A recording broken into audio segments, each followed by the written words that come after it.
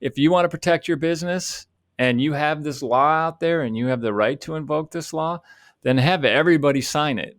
But if you're an employee and you're going in and you're getting onboarded or you've got a new job, look at your paperwork. Sometimes they label them at the top trade secret, and the employee will think, well, I'm not going to violate trade secret law, but buried in there are these non-compete and non-solicit agreements. Good morning, HR. I'm Mike Coffey, and this is the podcast where I talk to business leaders about bringing people together to create value for shareholders, customers, and the community. Please follow Good Morning HR on Apple Podcasts, Stitcher, Spotify, or wherever you get your podcasts. You can also find us on Facebook or at goodmorninghr.com. In his July 9th executive order on protecting competition in the American economy, President Biden encouraged the Federal Trade Commission to curtail the use of non-compete clauses that may unfairly limit worker mobility. Once primarily limited to executives or salespeople with strategic customer relationships or highly technical positions with access to intellectual property, more and more employers are using non-compete clauses to prevent rank-and-file employees from going to work for competitors. Is there a business case for employment non-compete agreements? What makes a non-compete agreement enforceable? And are non-compete agreements simply the 21st century version of indentured servitude? Joining me this morning to discuss the practical and ethical considerations in the use of non-competes is Jim Zadeh, a business law attorney and adjunct professor at Texas A&M School of Law. He is principal at the Zadeh firm, based in Fort Worth, Texas. Good morning, Jim. Morning, Mike. How you doing today? I am good. How are you doing, Jim? Good. Why is your face all red, Mike?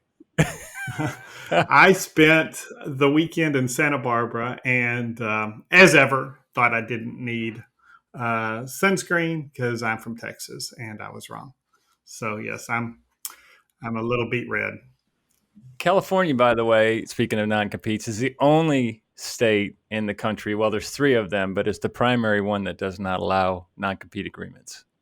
So you were safe from non-compete agreements while you're getting your face burned, but now that you're back in Texas, you're subject to these agreements.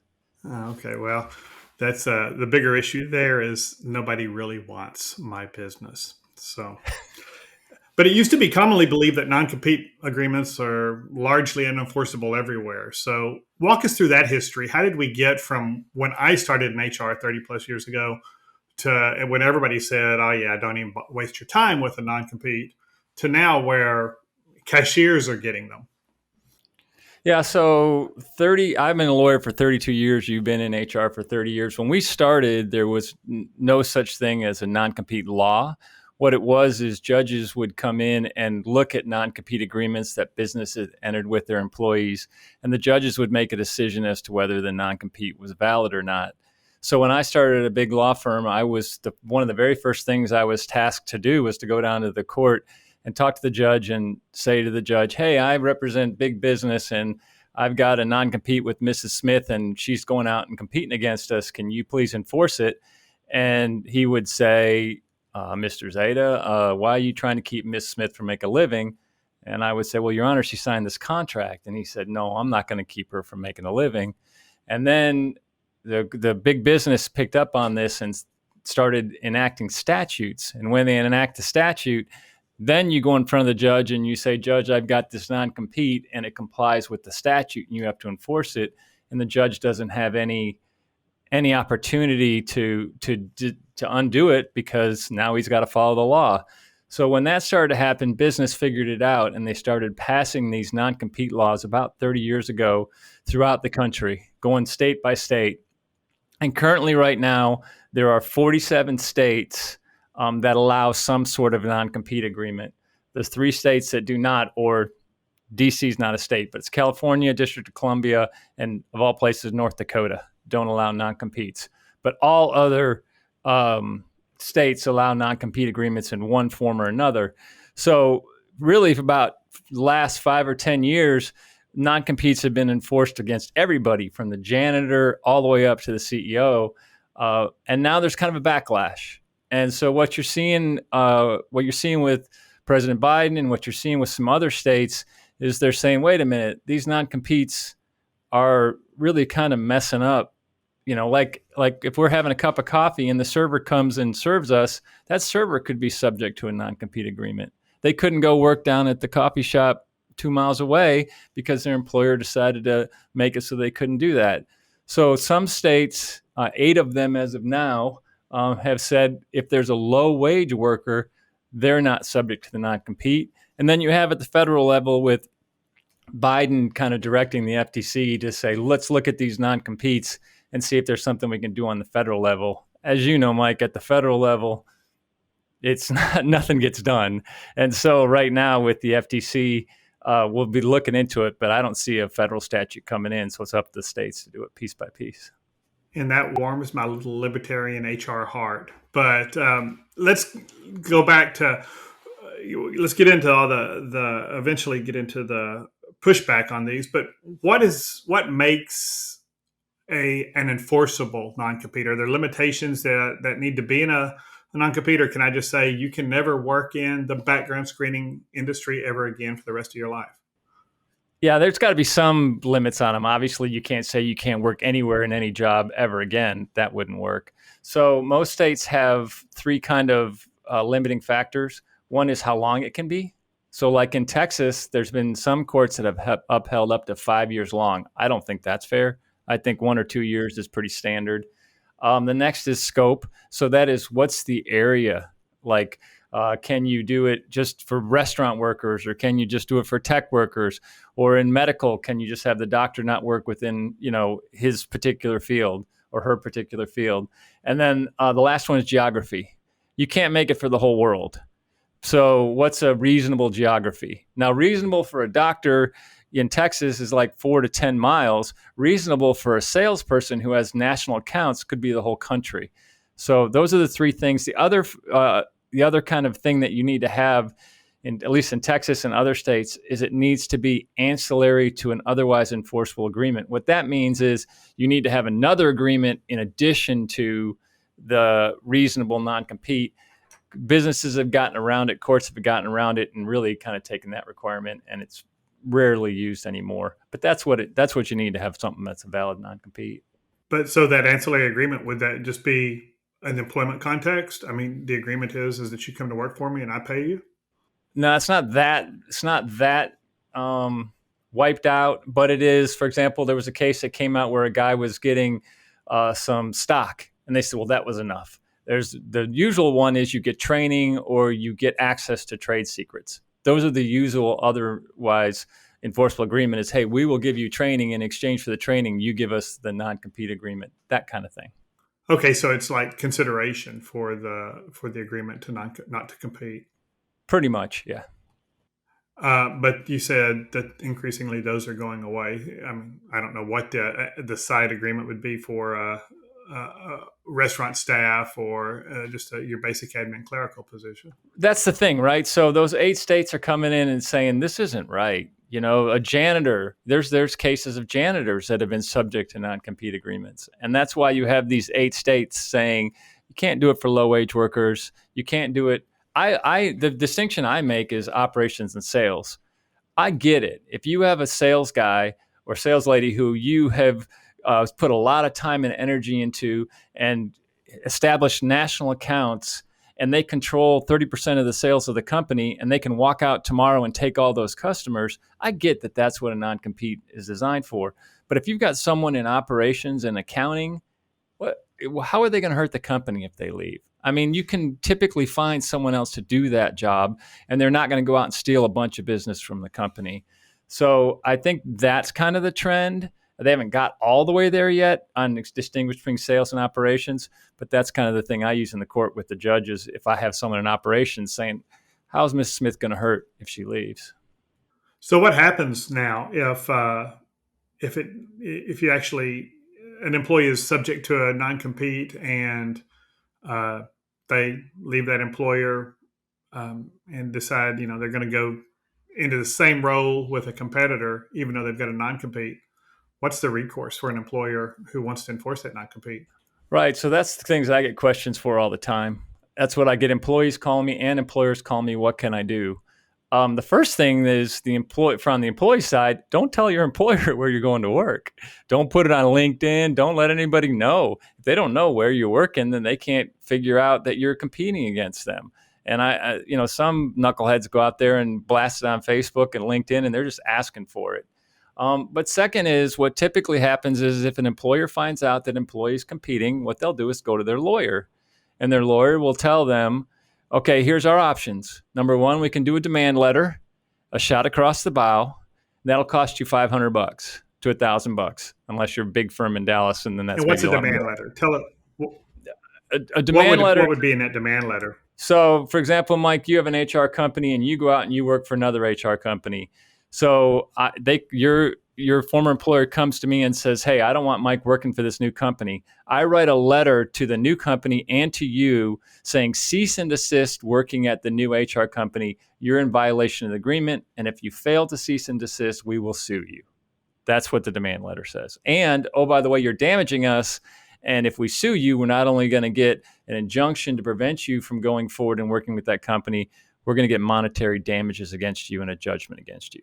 The reason why you send demand letters is the fear, right? You do that shot across the bow, it only costs $500. And a lot of times I'll have employees come to me scared to death.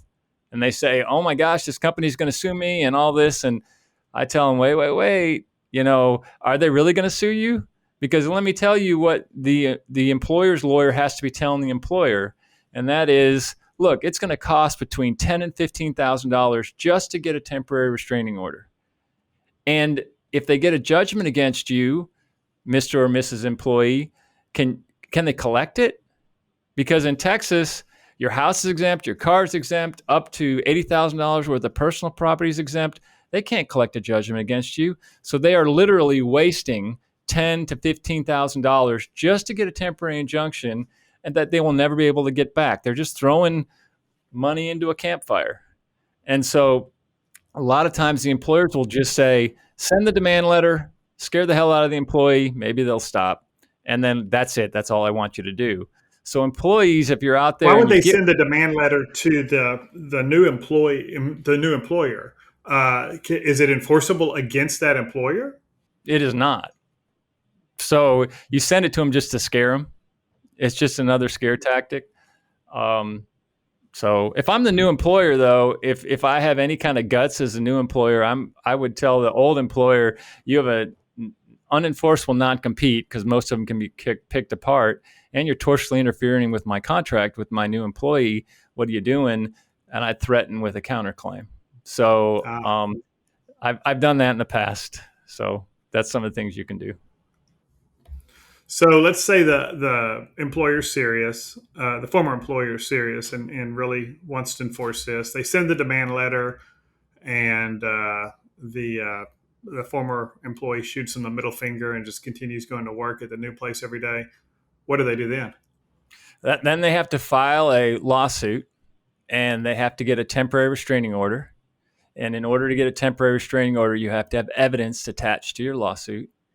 And then typically in 14 days to 28 days, they will have a temporary injunction hearing. And in that hearing, the employer has to prove, among other things, that it's likely to prevail on the merits. What that means is you kind of have a mini trial. You have witnesses, you have the judge, you go over all of it, and the judge then decides, well, I'm going to enjoin or stop this employee from working at the new employer during the pendency of the lawsuit, while the lawsuit's pending. At that point, the employer's kind of won, because now they can drag the lawsuit out on the damage part for as long as they want and keep you from working there. So, that's the TI hearing, the temporary injunction hearing, is really it. It's really the big deal. So these cases are super accelerated. You typically have a result within 30 to 60 days, but it is very expensive for the employer. But you're talking $15,000 or $20,000.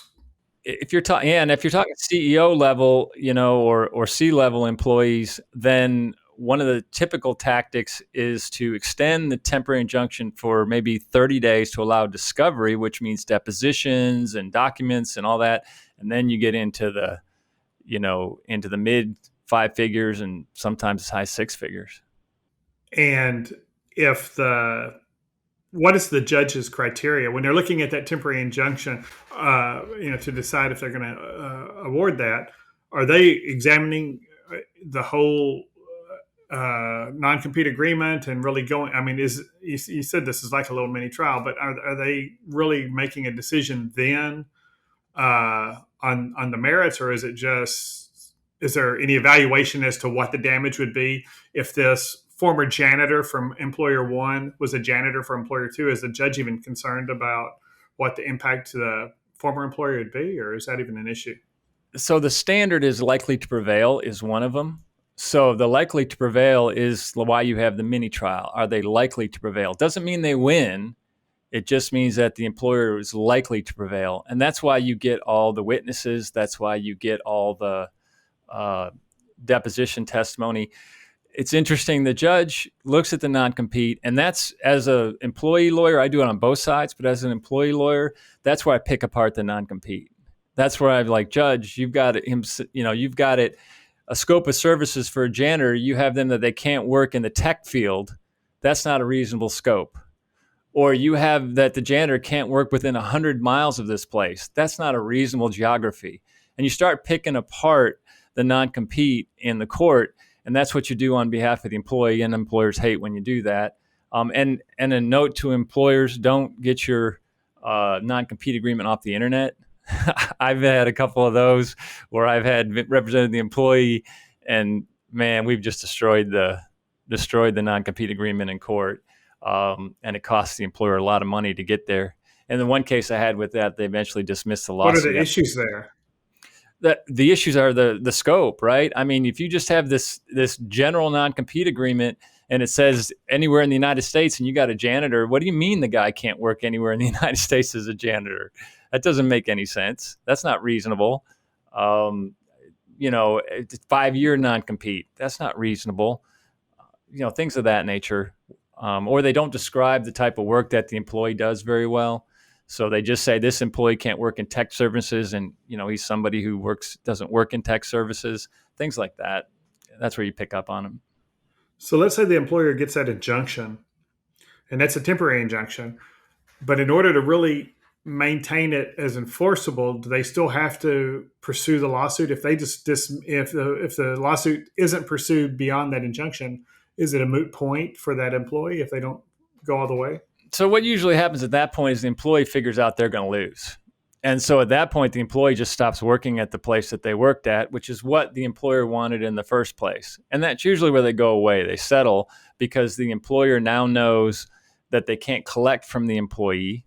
And so why keep going, right? So most of the cases are resolved at the end of the temporary injunction, one way or the other. The person will just stop working for the competing employer, which is what they wanted. And I will tell you, Mike, all the way as you go through this process, there's conversations between the lawyers trying to settle it. And most of the time, we get them resolved. And so if you get a temporary injunction against an employee, is it for that specific job that employee has? So let's say, in the example of, which I hope is a little far-fetched, of a restaurant worker going to, work at restaurant A, and you get the injunction against them for that, but then they go to restaurant B. Do you have to go spend another 15 or 20 grand all over again to enforce it a second time? That's where good lawyering comes in, right? A good lawyer on the employer will make it broad enough so that, he doesn't violate it. And a good employee lawyer will make it really specific so that the employee can go down the street and work. So, that's always in the courtroom halls. That's the devil in details. That's where lawyering comes in. And let's take a quick break. Good Morning HR is brought to you by Imperative, premium background checks with fast and friendly service. For more information about our commitment to quality and excellent customer service, visit us at imperativeinfo.com. And if you're an HRCI or SHRM certified professional, this episode of Good Morning HR has been pre-approved for 1/2 hour of recertification credit. To obtain the recertification information, visit goodmorninghr.com/credit.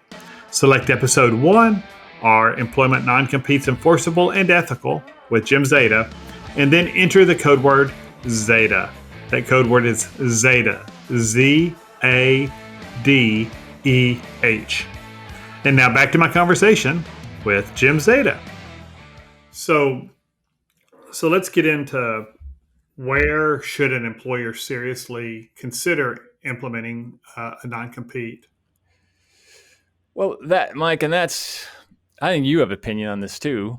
I mean, I have an opinion just because I represent primarily plaintiffs, although I've represented big business. I really don't think employers should put them on operational people at all. I think they should be Rank and file judicious employees. in who they get non-compete. Yeah, I just don't. I don't see it. I get it if you're going after salespeople, but as far as people in operations, I don't see it. But now, look, if you want to protect your business and you have this law out there and you have the right to invoke this law, then have everybody sign it. But if you're an employee and you're going in and you're getting onboarded or you've got a new job, look at your paperwork. They sometimes they label them at the top trade secret, and the employee will think, well, I'm not going to violate trade secret law, but buried in there are these non-compete and non-solicit agreements. And so employees got to look out for it. I hope, and I've said this, Mike, at some of the HR seminars, I hope that HR people out there can encourage the boards and the CEOs and the executives to kind of tone back, because what's happening is they're overusing them. And when you overuse non-competes or overuse something, you get a kickback. People start to push back. And what you're seeing right now is pushback through the eight states now that have made it low-wage workers can't have non-competes. You have President Biden doing what he did with the executive order. Businesses better be careful. They're gonna kill that golden goose here. You mentioned non-solicitation agreements and the idea around trade secrets and proprietary information, that kind of stuff. Would employers be better off focusing on those kind of issues rather than just trying to do blanket non-competes? Yeah. So so just so your listeners understand, a non-solicit can be two. It's non-solicit of customer or non-solicit of employee. So what that means is an employee of a company cannot go out and solicit a customer, cannot go ask for their work. The other one is an employee of a company, when they leave, can't go in and raid the company and take their fellow employees with them. So there's two different kinds of non-solicit agreements. Most of them are enforceable. Again, California, you can't enforce a non-solicit of customers, but most other places enforce it. Same with the non-solicit of employees. I think with the problem with non-solicits from a employer point of view is there's ways around that, because that all it is one way, and meaning that the employee has to solicit and go out and ask that person, that customer, to come with him or her, or ask that employee to come with him or her. And the old employee can always say, "Oh, I didn't ask them; they asked me. They called me. They contacted me." And that's if the customer or the old employee reaches out, that's not a violation of the non-solicit. So I don't think it's a solution. I think the non-compete is really what the employer needs to protect themselves. What about protecting proprietary information? Is a non-compete the way to go there, or should you have a separate agreement making certain kind of information business confidential? Trade secret agreement. You should have a separate trade secret agreement. I mean, if you really want to tie down your employees, you put them under a non-compete, a non-solicit of your employees, a non-solicit of your customers, and then a trade secret. And really the other thing, if you're an employer, that you really want to put in is, if an employee violates any of the non-solicit or non-compete agreements, that stops the 2-year period or the 1-year period from running. And so you don't get the benefits. So I've had some employees who violate a 1-year non-compete for 11 months, and the employer comes to them and says, "Oh, you can't work." And they go, "Well, I only got a month left, and so I'll be done." And it's, what are you going to do? Well, there's some clauses that employers can put in that says, no, you violated for 11 months, so it doesn't begin to run until the first day after 11 months, and now you've got the year to go. So I think employers need to, I hate to be saying this, but I think employers, if you really want to protect yourself, you got to put all those in there. Now, as a prospective employer, and I've seen the question on employment applications and interview guides about are you subject to a non-compete from a previous employer? How important is it to a prospective employer to even investigate that? You know, I I'm split on that. Sometimes prospective employers get really scared about that. If you say on your application, "No, I'm subject to a non-compete agreement," they're like, "I don't want to get into litigation. I'll go hire candidate B instead of you." And so that's another reason why I tell employees to be careful about signing these non-competes. It really can chill your ability to get new work after you leave that one business, because new employers, might not do that. But Mike, I mean, do new employers, do they look at that? Yeah, well, I've seen the questions. I'm not sure how they're responding to it when they get that positive answer. But that's that'd be a good question for anybody listening to the podcast to post on our Facebook or on the website and let us know if, as an employer, you're concerned about that. I guess the on the flip side, if I'm I'm an employee and or a prospective employee and I'm considering this job, but now the employer in all the new hire paperwork that I actually read, which would make me the rare employee anyway who reads all that new hire paperwork, and I see that I've got this non-compete agreement, and I'm like, no, that's BS. I'm not doing that. What's my recourse?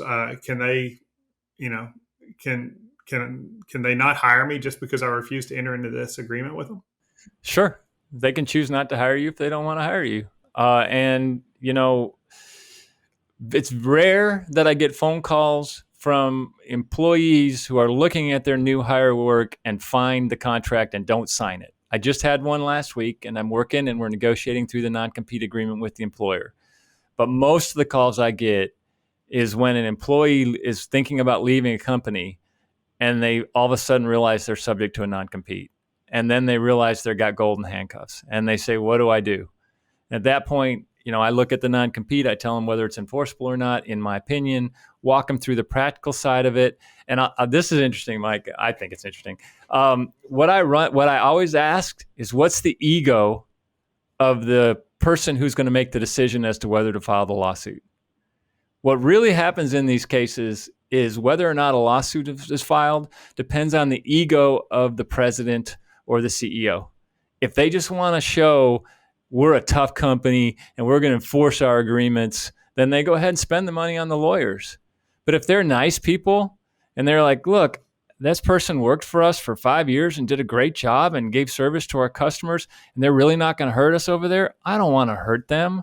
If I hear that the ego is not real high on the other side, then I think there's something we can work out. So that's one of the questions I ask when I'm talking to employees is, what's the ego of the person who's going to decide whether to sue you or not? As the HR guy in my circle of friends, whenever somebody has an HR question about their current employer, I'm usually, they come to me and I'm usually the bearer of bad news. Yeah, your employer's allowed to be an a-hole. That's just the way it is. It's not illegal. But I just recently had somebody came to me who was looking at a job that she really wanted. It's with a nationwide firm. I mean, it's basically everybody works remote. It's an internet based, service provider. And they had a non-compete nationwide, from, working for any of their competitors. There's only a handful of competitors nationwide anyway. And she was really put off by that. And she reached out to them and just said, I'm not interested in this role if this is non-compete is there, and they dropped it immediately. That you didn't, that wasn't really intended for you or for this kind of role, which it clearly was, because she is the core business of what that company does as that service provider. But they dropped it. How often do you see employers willing to negotiate? You mentioned you were negotiating one recently. How often are they willing to do that versus just saying, no, sorry, that's our policy? Comes up to an ego and comes up to how much they want the employee. How much do you want this employee and what's your ego? And at that point, They may drop it and say, oh, we're not going to do it, or they're going to say you have to sign it. The other area where I see it is mergers and acquisitions. So there'll be a bunch of people in a company who don't have non-competes, and then the new hedge fund comes in and they buy the company out, and they go, guess what?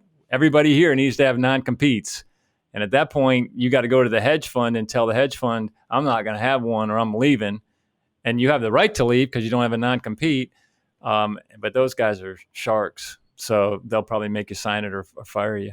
And let's say they say I refuse to sign it, and they can terminate me. It's just a condition of continued employment, right? So they can terminate me if I decide not to sign it, right?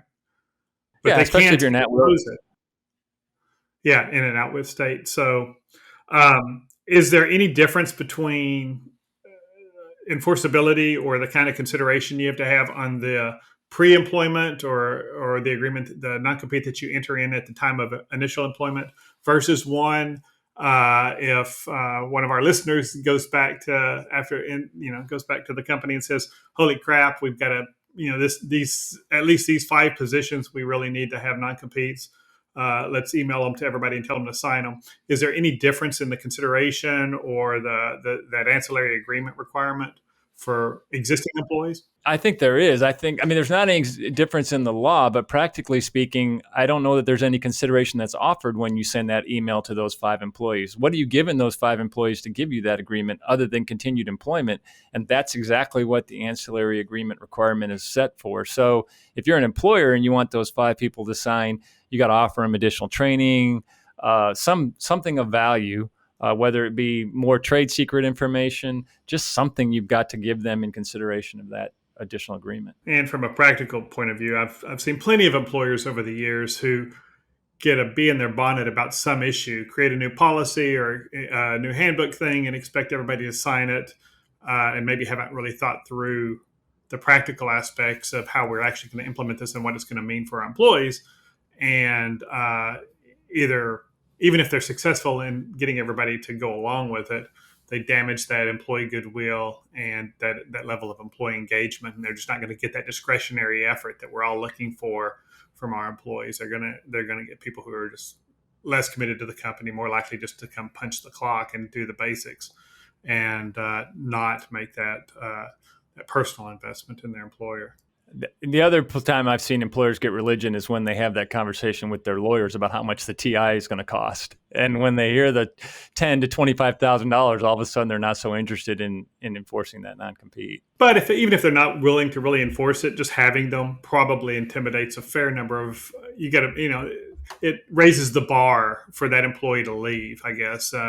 And I guess that's the thing I like least about the non-competes is that I can see where they would, if an industry pretty heavily used those. Let's say it's a tech industry and we're using that for our coders. I could see where it would suppress wages in an industry and reduce the amount of competition in the workforce, or the number of opportunities in the workforce for certain kinds of employees, just because they're tied in and they've got to be willing to not work for 6 months or a year, or 2 years, or do something different. Let other skills get stale. We're a country based on freedom, and that really restricts a person's freedom. And so kind of it just innately as an American, it kind of makes you kind of crawl a little bit like, wait, big business can control me, where I can work, how I can make a living, how I can put food on my table. I don't like that. That's kind of a normal deal. But then if you're somebody who's in big business or is about big business, you're like, no, that's fair. Big business, has to protect themselves from their employees. I'll tell you a little side. We as lawyers, non-competes are not enforceable against lawyers.